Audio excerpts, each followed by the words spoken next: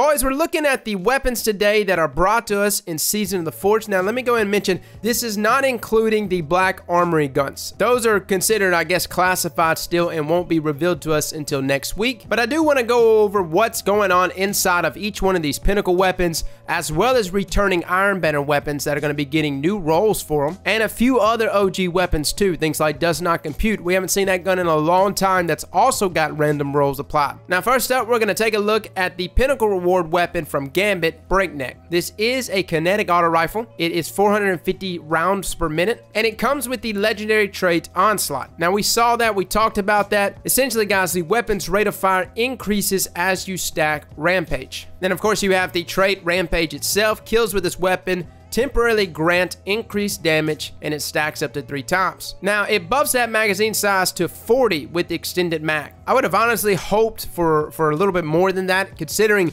how fast we're going to chew through ammo with this gun. And the barrel perk there is polygonal rifling. Now, the masterwork is a range masterwork. Now, I don't have the weapon yet, but I have a lot of different methods of controlling Rampage stacks to allow us to take advantage of something like Onslaught more. As you know, Rampage carries over. As in, if I got a kill with a weapon and it gives me a stack of Rampage, and I swap to another weapon that also has the Rampage trait on it, notice that Rampage doesn't go away. If this is the case here with Breakneck, you could essentially run up in there with maybe 3 weapons that have Rampage, start stacking Rampage, and transfer it to Breakneck to possibly take advantage of Onslaughts with the full magazine. So say you're rocking something like Drang, you start shooting a bunch of Drang shots into enemies, you get stacks of Rampage, you swap over to Breakneck. Now your Breakneck is able to take advantage of Onslaughts without actually having to use up its own ammo. It's just a thought. We'll see how it works once I get it. Mountaintop. This is the legendary Pinnacle reward from Competitive. It is a kinetic grenade launcher. This is the perk Micro Missile on it. This weapon fires in a straight line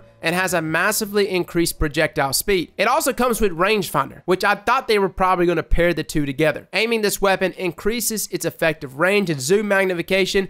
It also has increased projectile velocity while aiming rocket launchers and grenade launchers. Now, the perk right here, spike grenades or sticky grenades. I said yesterday that I felt like the damage was in line with spike grenades. You saw that direct impact was hitting 182 with something like Malicious Birthright, which is also a 90 round per minute kinetic launcher. It also hits around 184 on direct impact with spike grenades. Of course, that's just like the big number, right? There's still a secondary number there that always finishes off the opponents if you make direct contact. Now, I don't want to overlook sticky grenades, right? Like, sticky grenades might be like meta. We've only really used it, like the only gun that I use sticky grenades with is Prospector, and I like them. Here with Mountaintop, it might actually be pretty decent. Depends on how much damage it does to an enemy when they walk over it. You also have hard launch and volatile launch, and a velocity masterwork. Now, what's not reflected in these perks, Mountaintop does detonate on environment versus bouncing around like a normal grenade launcher until you let go of the trigger. So like I said yesterday, you're getting the best of both worlds. Spike grenades for that increased damage and a souped up proximity grenade. Now, moving on to the next Pinnacle weapon, and this is the Pinnacle weapon for the Vanguard,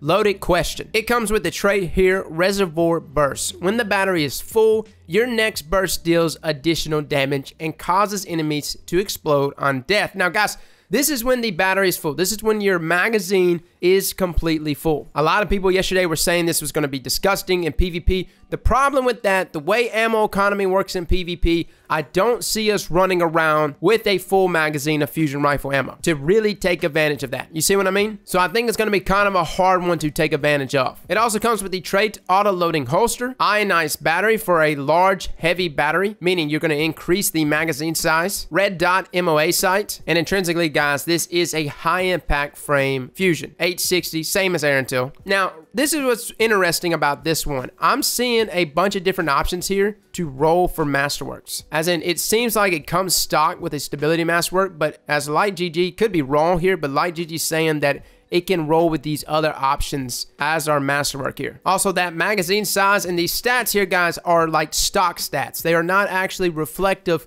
of the perks on them. So I'm almost certain the magazine is actually supposed to be 7. It's showing 5, but again, it's stock. With ionized battery, it's actually 7. I'm not going to judge this weapon just yet. I need to get my hands on it in order for me to really get a good idea of how it feels. Next weapon here, guys, that is also going to be a randomly rolled iron bender weapon, Criminal's Dagger. This sucker's coming back. I'm gonna be honest with you guys, I did not use this thing that much. Now, Criminal's Dagger, guys, this is a 110 round per minute hand cannon. It's got a good range stat. I think the person I saw play with his the most was probably Cammy, but it's got a bunch of different options here in terms of perks. I will say though, Criminal's Dagger does have some competition in that 110 department. You've got Duke, which is a very good hand cannon. So Criminal's Dagger has its work cut out for it. Now the next iron bender is actually the Hero's Burden. This was one of my favorite SMGs. It is a 900 round per minute SMG, but the 20 impact version. It goes into that energy slot, and I really liked it back in year 1. We can get this one with random rolls as well, and there's a lot of different things here we can work with it. And yeah, I did use SMGs earlier today. That range buff is super noticeable. I took down a lot of shotgunners with it. The only downside was I felt like the 600 round per minute SMG anti-ope that I was using just didn't have the time to kill that I was looking for. And of course, once you start getting into these 900 round per minute SMGs,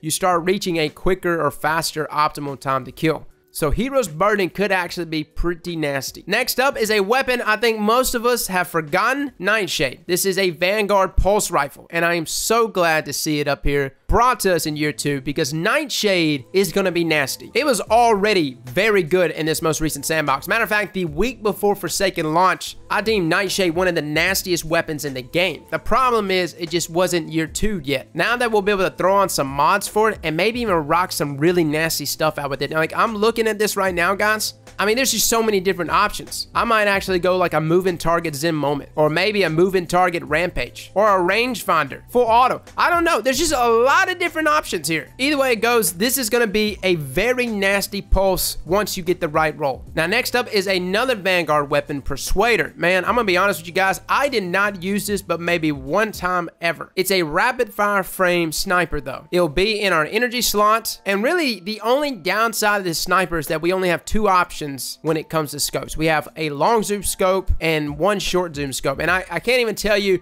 if that short zoom scope's even good or not. And to me, scopes make a gun, right? There's a lot of good snipers in the game right now, but they might have terrible scopes. What I would give to get short gaze back. Next up is another weapon most of us have forgotten. Does not compute. This is a 150 round per minute scout rifle that will be found in our kinetic slots. And yes, this one will also be coming randomly rolled. Now, this is not a bad gun, but understand one thing about this weapon, especially for my Jade Rabbit users. This weapon does not feel nearly as sticky as some of our other scouts, specifically Jade. So that is going to be somewhat of an adjustment. For me personally, I like the way the gun looks, and also like that it feels and handles to me like a 180. So I'll definitely be hunting for a good roll. And for me on this, guys, I think a good roll will be almost mimicking what Jade Rabbit is, right? Like a steady round, Zen moment, maybe throw on kill clip, right? And I also might look into something like opening shot. I'm not really sure how much opening shot plays a role when it comes to these slow rate of fire weapons. Comment down below if that perk actually procs per shot when it comes to these slow rate of fire weapons, similar to something like tap the trigger on Smuggler's Work. Next up is a legendary energy shotgun, Wishbringer. Right now, Shaxx actually has it, and it is a god roll. You can get it from reaching legendary rank in Valor. His comes with full choke, accurized rounds, slide shot, and snapshot. Pretty much what I would want, right? Like, the only thing I think I would possibly change is slide shot for something like quick draw, but this one actually doesn't come with quick draw. So this is the god roll in my eyes. Now, it is a rapid fire frame shotty, which is really not my favorite archetype of shotguns, but I've actually used this weapon once or twice before on other people's accounts. This was actually a weapon from Warmont, and the roll back then was a threat detector accurized round rifle barrel roll. It was also still a rapid fire frame shotgun. I didn't think I was gonna like it. It turned out to be one of the most consistent, nastiest shotguns I have ever played with. Of course, all of those things got dethroned when we got into Forsaken, because we got year 2 shotguns with different mods